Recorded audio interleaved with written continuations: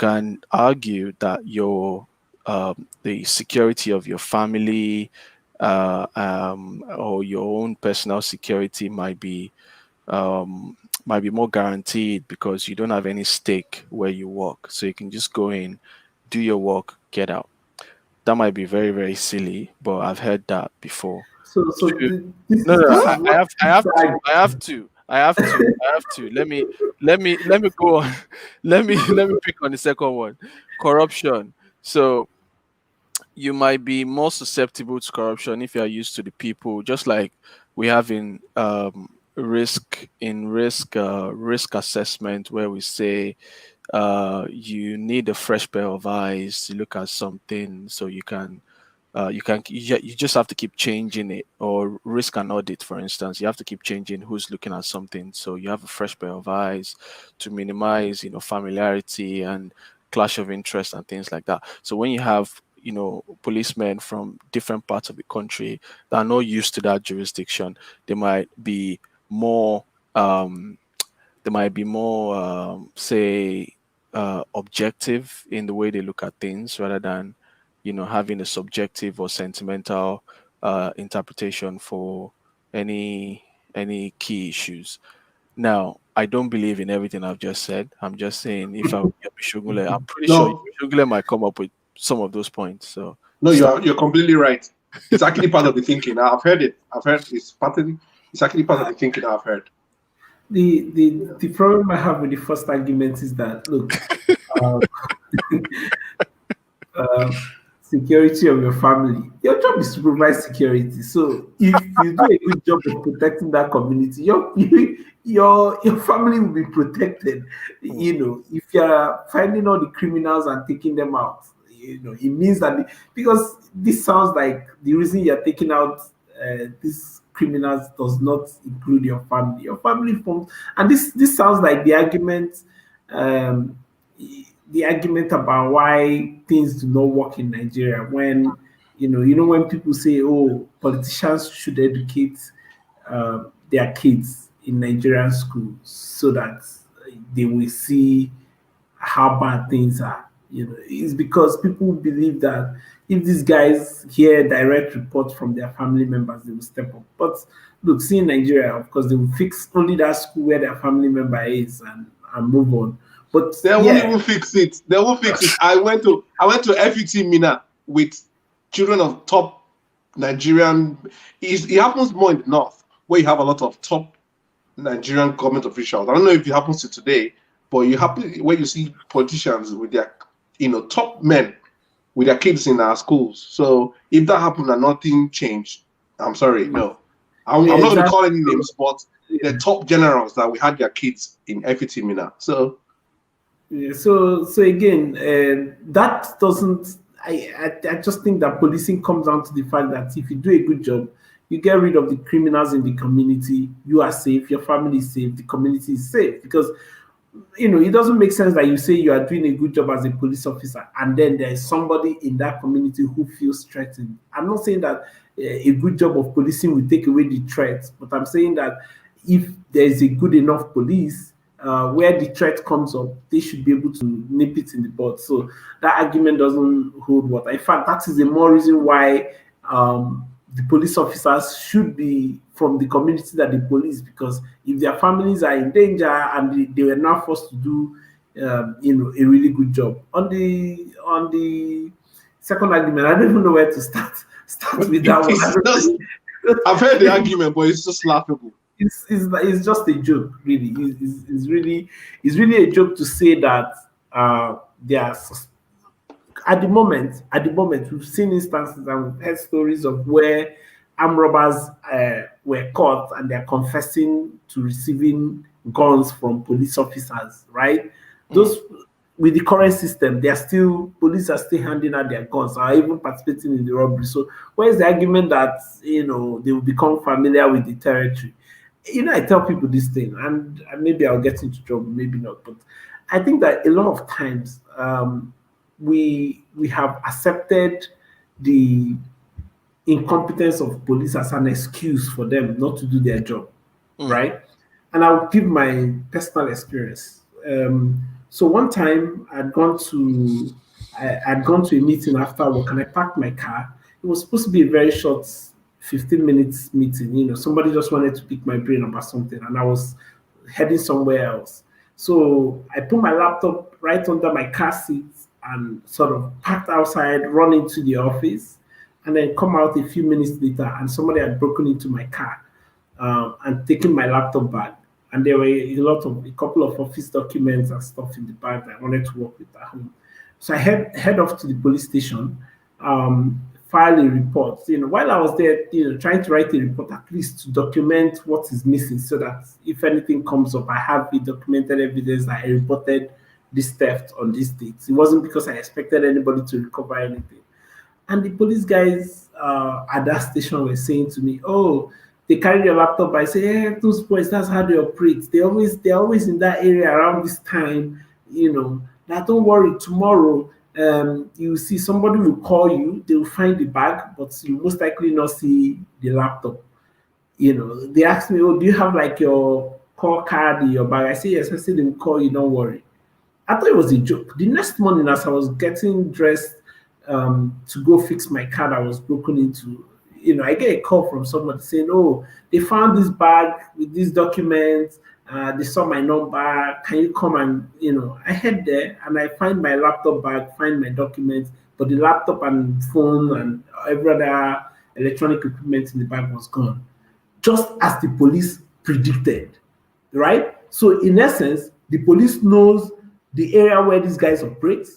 They know the response that will come. But the weirdest thing is that when I got there and I found these things, I called the police. My stupid expectation was that, oh, the police will come, look at the area, sort of write notes, just, as part of the investigation. I called the police. Police guy said, "Have you seen the bag?" I said, "Yes." He said, "Carry your bag and go home." So, guy, I was like, "Okay, Stanley, you need to get the grip. This is completely a different ball game." So, but you see, it gives you an idea of the kind of situation we're in. So, making this point about, I don't think those arguments hold water. To be honest, they don't. They don't. Interesting, interesting. Do you know what just came to my mind now as you were talking about incompetence? This law or this police directive that you must, as a medical practitioner or as a medical practice, you must request for police report when before you treat any victim of anyone who has a gunshot wound or something. But again, we can talk about that later. It's a very Anything that doesn't value life, even a oh yeah. criminal's life is valuable. Yeah. You're We'll not talk supposed about to that. comment on We'll that. talk But about that later. We'll talk about that later. Okay, let's move to the second part of the debate, benefits and remuneration. So will look at employee. I don't have all the facts, but we look at employee benefits, death in service, pension, sick pay, redundancy, anything we know about what, because we've had a lot of arguments, a lot of points on how the police is underpaid, how their families are not well I lost taken. you. Hello, I lost hello, the volume. Go hello, quiet. hello. I can hear you. Good. Okay. So as I was saying, how their families are not well taken care of, in terms of death in service, pensions, and what they currently pay. I've heard that I think from since Yar'Adua came into power, they've been looking at remuneration and they've been increasing their pay.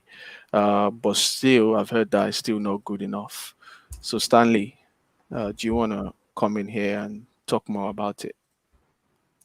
Yeah. So of course we know that the pay is really terrible. The pay doesn't make sense.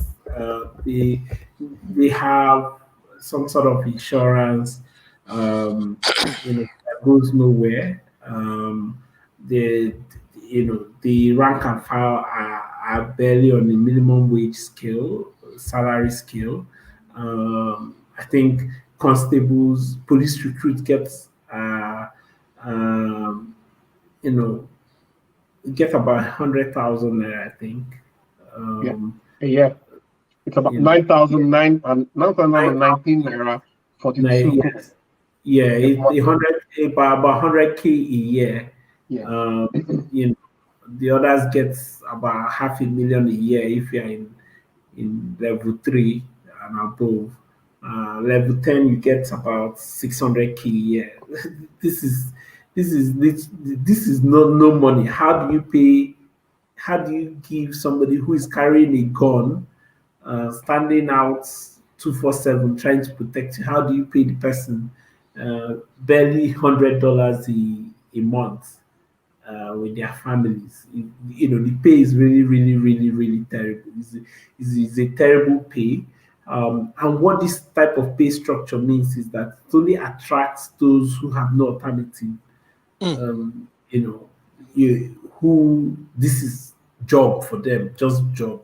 They can't succeed anywhere else. They didn't get job anywhere else, and they fall back. So it attracts the lowest rung of, you know. So there is no skill and capacity. Look, how do you go and, so for instance, you say you're targeting forensic experts, right? If you are targeting forensic experts, how people with real skill in this modern age and time, an average undergraduate who studies forensic science and forensic investigation in the Mm. UK, you're Mm. looking at this,